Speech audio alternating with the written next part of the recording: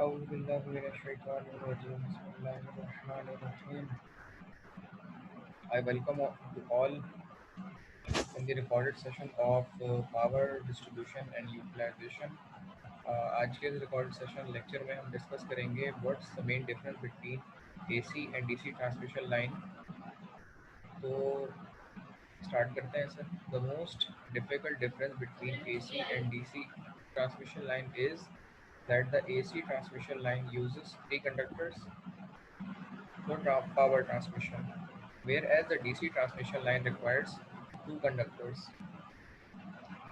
ये हम जानते हैं कि AC ट्रांसमिशन लाइन में हमारी तीन कंडक्टर इस्तेमाल होते हैं, और अगर हम डबल सर्किट इस्तेमाल करें तो पर फेज़ हमारे दो कंडक्टर होंगे. तो आप अंदाज़ा कर सकते हैं कि अगर दो डबल सर्किट है तो हमारे टोटल जो कंडक्टर इस्तेमाल होंगे वो 6 होंगे.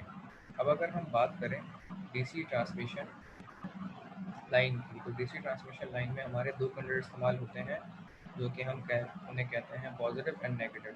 पॉजिटिव कंडक्टर और नेगेटिव कंडक्टर के हिसाब से अगर हम डबल सर्किट में हम इस्तेमाल करें तो हमारे सर्किट बनेंगे 4 कंडक्टर बनेंगे 4, 2 पॉजिटिव और 2 नेगेटिव.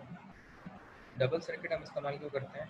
बाज़ औक़ात हम ऑपरेशन और मेंटेनेंस पर्पस या फॉल्ट पर्पस के नतीजे में अपने सिस्टम को एज अ बैकअप रनिंग करने के लिए या किसी दूसरे सर्किट में चलाने के लिए हम एक सर्किट को बंद करते हैं और दूसरे सर्किट पे अपना लोड सारा ट्रांसफॉर्म कर देते हैं या उस पर रनिंग कर देते हैं. तो इसलिए बैकअप के तौर पे हम डबल सर्किट को इस्तेमाल करते हैं और इसके नतीजे में हमें एक अनइंटरप्टेबल पावर सप्लाई मिल जाती है जो कि रिलायबल भी होती है.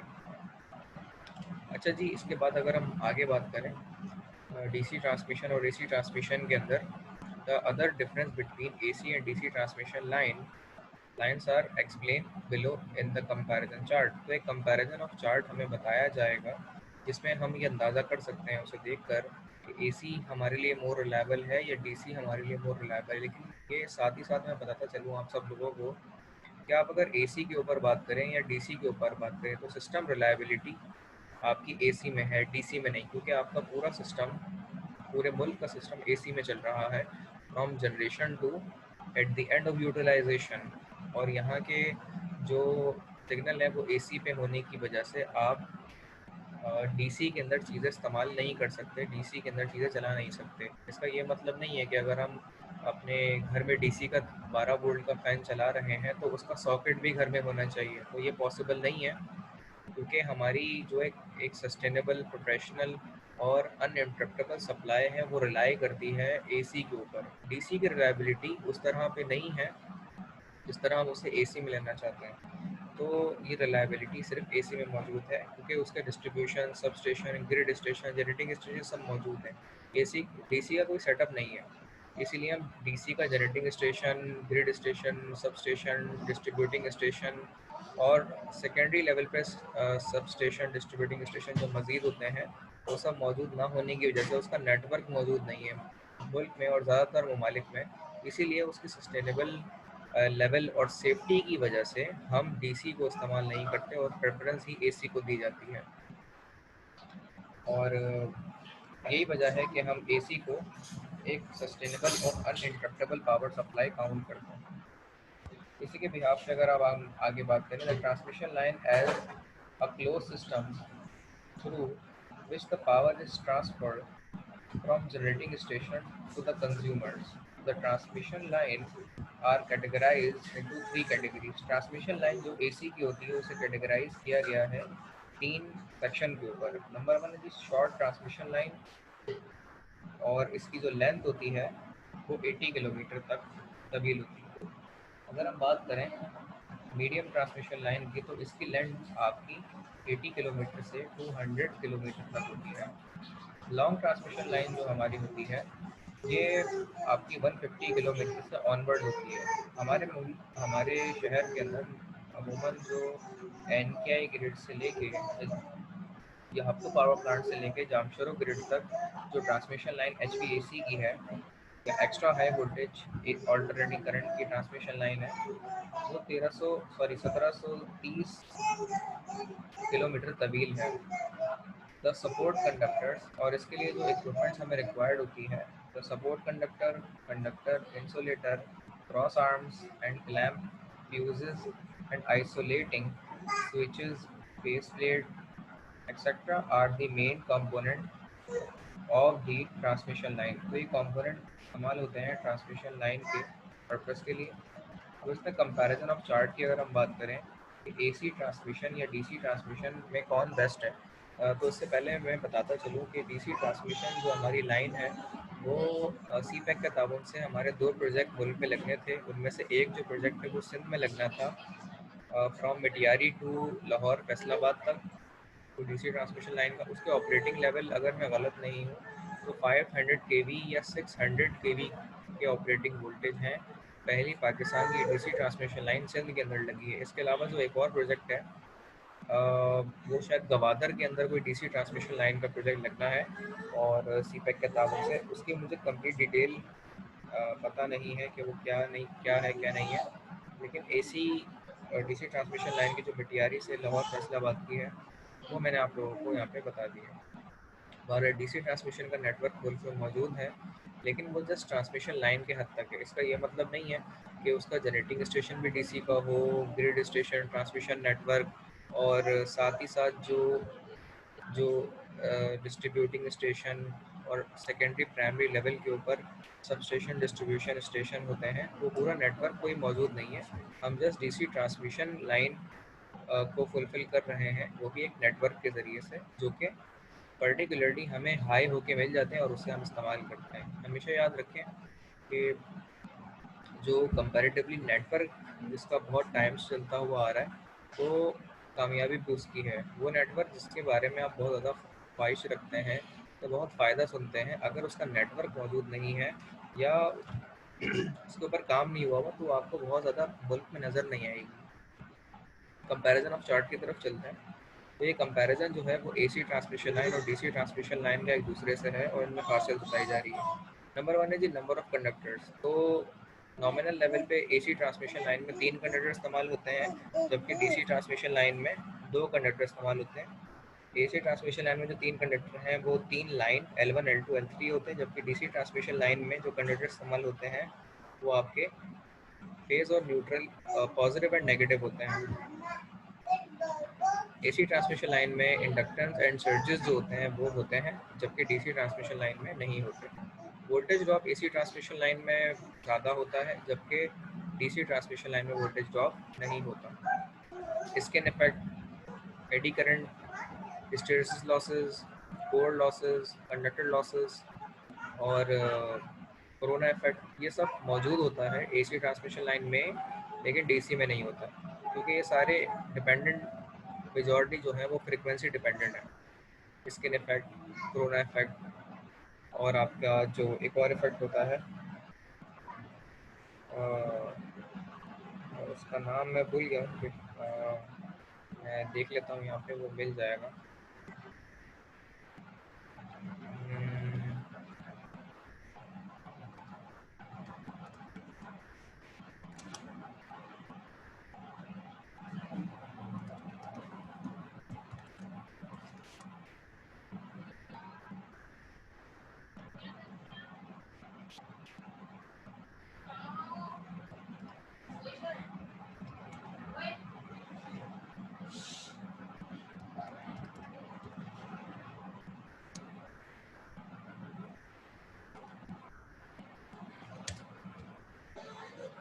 तो सेकेंडरी वोल्टेज अगर ग्रेटर देन मिले प्राइमरी वोल्टेज से, तो इसके एस्पेक्ट को हम क्या कहते हैं जनाब?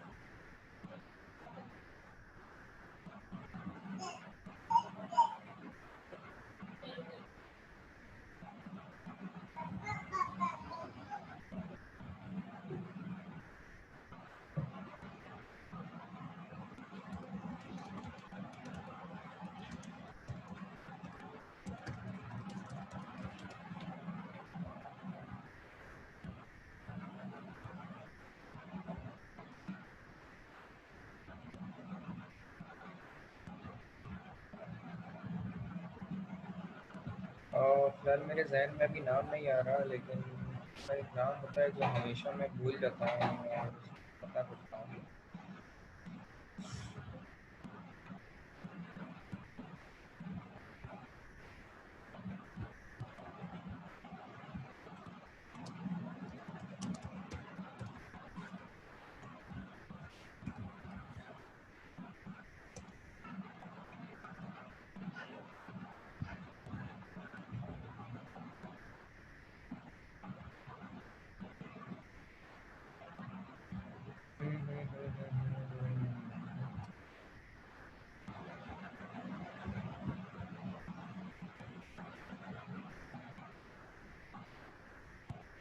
पर मुझे अभी याद नहीं आ रहा, किसी को याद आया तो भाई बता देना मुझे। वैसे लास्ट टाइम पूछा था तो तब भी किसी को पता नहीं था, तो वैसे भी क्या कौन क्या बताया। और याद आएगा तो मैं खुद ही बता दूंगा।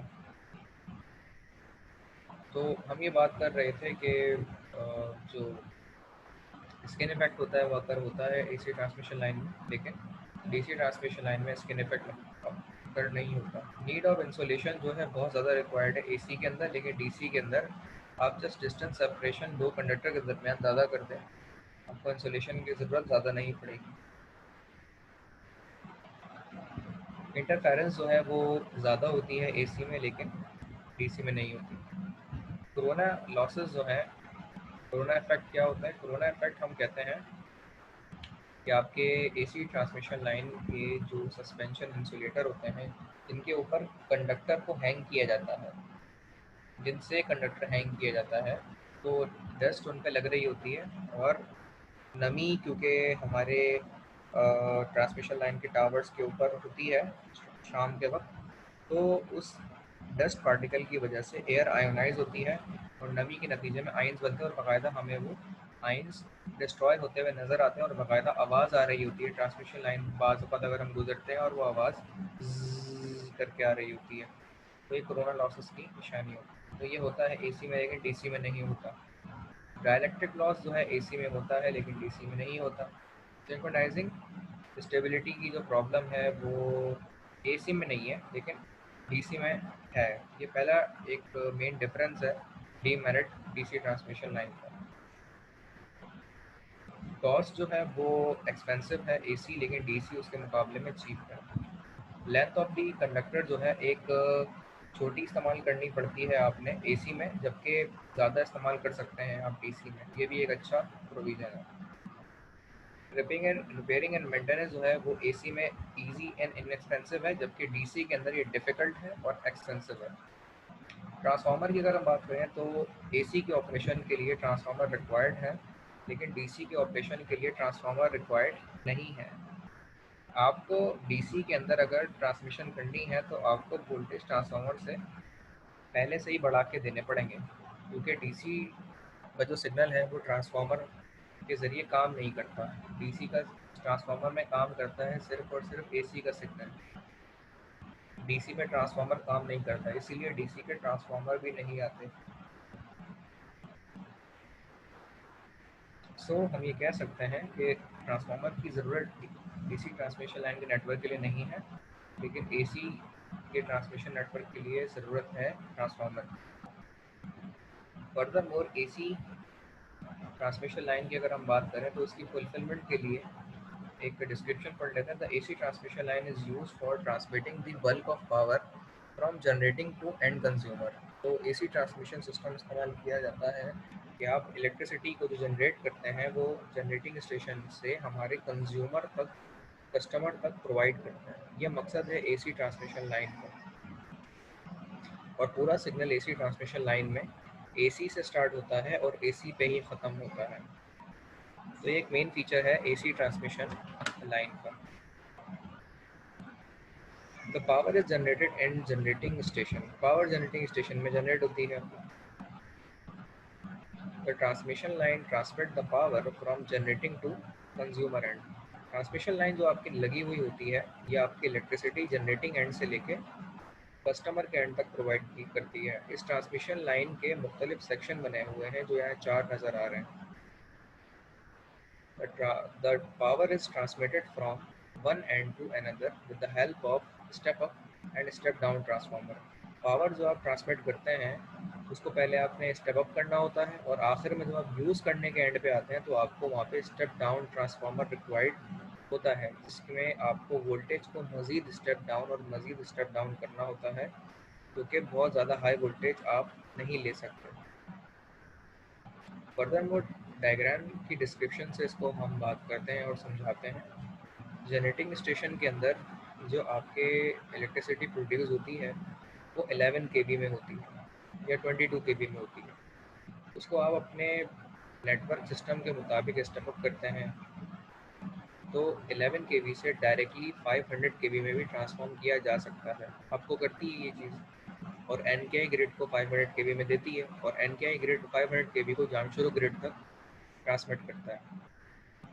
तो जनरेटिंग स्टेशन में 11 केवी में जनरेटिंग होती है और ये एक स्पेसिफिक नेटवर्क के मुताबिक उन्होंने बताया है कि 132 केवी यहाँ पे स्टेप अप किया जाता है। उसके बाद यहाँ पे प्राइमरी ट्रांसमिशन यानी सबसे पहली ट्रांसमिशन जो लॉन्ग डिस्टेंस के ऊपर इसे ट्रांसमिट करती है।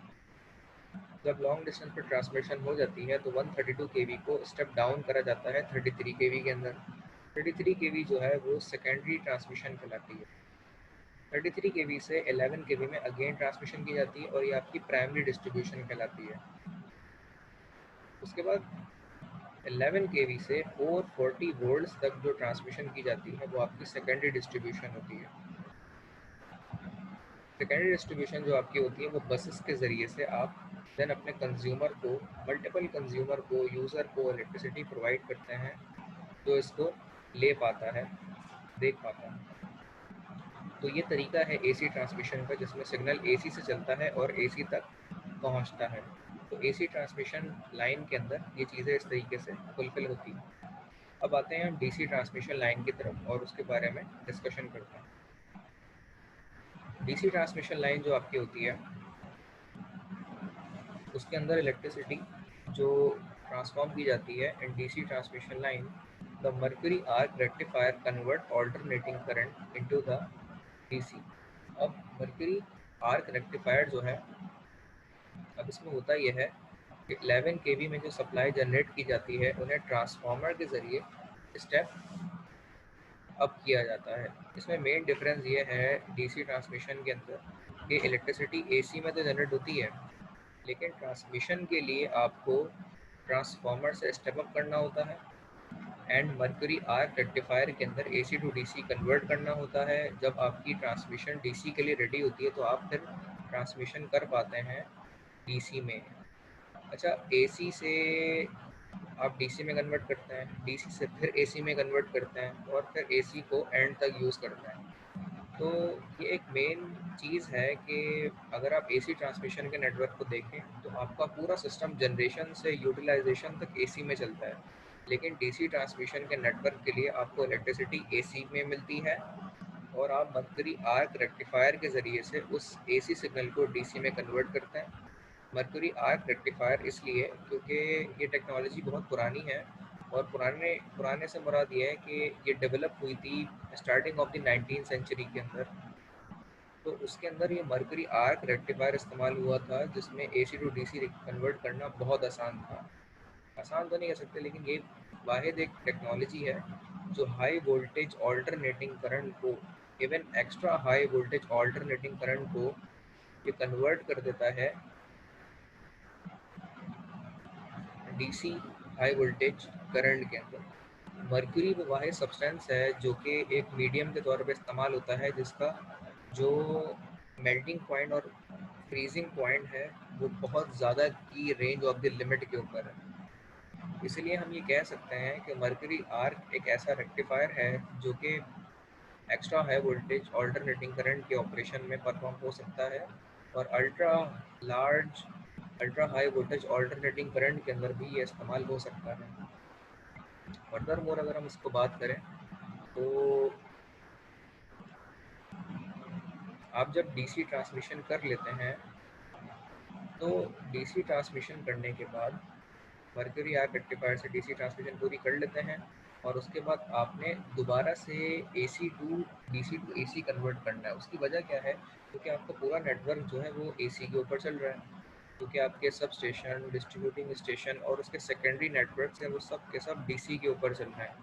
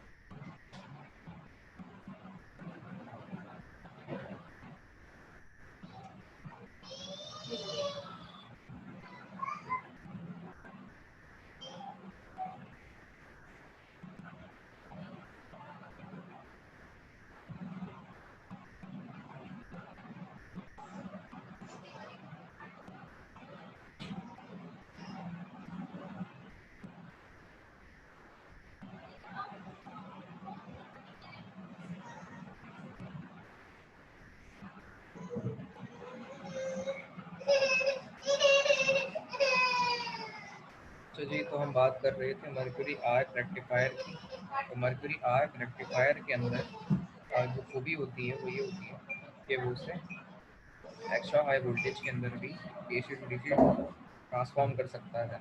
अच्छा जी, इसके बाद हम अगले पार्ट पे आते हैं जो कि थायराट्रॉन होता है। थायराट्रॉन एक ऐसा इन्वर्टर होता है जो हाई वोल्टेज DC को, एक्स्ट्रा हाई वोल्टेज DC को, अल्ट्रा हाई वोल्टेज DC को AC के अंदर कन्वर्ट कर सकता है। AC में हम कन्वर्ट क्यों कर रहे हैं? क्योंकि हमारा आगे का जितना भी डिस्ट्रीब्यूशन और सबस्टेशन का नेटवर्क है सब AC के अंदर है, और जाहिर सी बात है हमें उसे AC में कन्वर्ट करना पड़ेगा। दैट इज़ द रीज़न कि हम उसे AC में कन्वर्ट कर रहे हैं। फर्दर मोर, थायराट्रॉन के अंदर हम अपने DC signal of the electrical voltage को AC signal of the electrical signal में कन्वर्ट करते हैं। अब जब AC में कन्वर्ट हो जाता है तो आप देख रहे होंगे यहाँ पे एक ट्रांसफार्मर लगा हुआ, क्योंकि AC टू AC step down transformer convert करता है, और एंड में जो हमारा कंज्यूमर होता है, कस्टमर होता है, यूज़र होता है, उसको DC AC के अंदर इलेक्ट्रिसिटी मिल जाती है। तो ये DC के अंदर ट्रांसमिट करने का फ़ायदा क्या हुआ?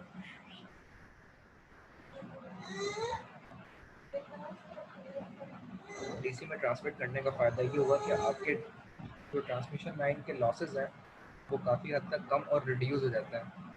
ये वजह है कि हम ट्रांसमिशन DC में करते हैं। AC में ट्रांसमिशन करने के लॉसेस ज़्यादा हैं और DC में ट्रांसमिशन के लॉसेस कम हैं, इसीलिए हम ट्रांसमिशन करते हैं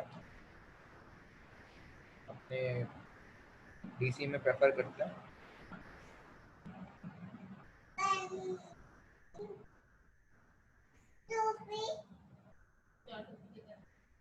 अच्छा जी, यहाँ तक अपने सेशन को एंड करते हैं। बाकी अगले रिकॉर्डेड सेशन में हम मर्क्यूरी आर्क रेक्टिफायर और थायरोट्रॉन को डिस्कस करेंगे कि ये किस तरह से काम करते हैं, DC ट्रांसमिशन लाइन में काम करते हैं। तो इस सेशन को हम एंड करते हैं और इंशाल्लाह अगले पार्ट को हम डिस्कस करेंगे आप लोगों के साथ। आप लोगों को सवाल हो उसके हवाले से तो काइंडली पूछ लीजिएगा, मैं आप लोगों को शेयर कर दूँगा और हम उसे लेक्चर में भी डिस्कस कर लेंगे। तो सेशन को यहाँ पे एंड करते हैं। अल्लाह हाफ़िज़।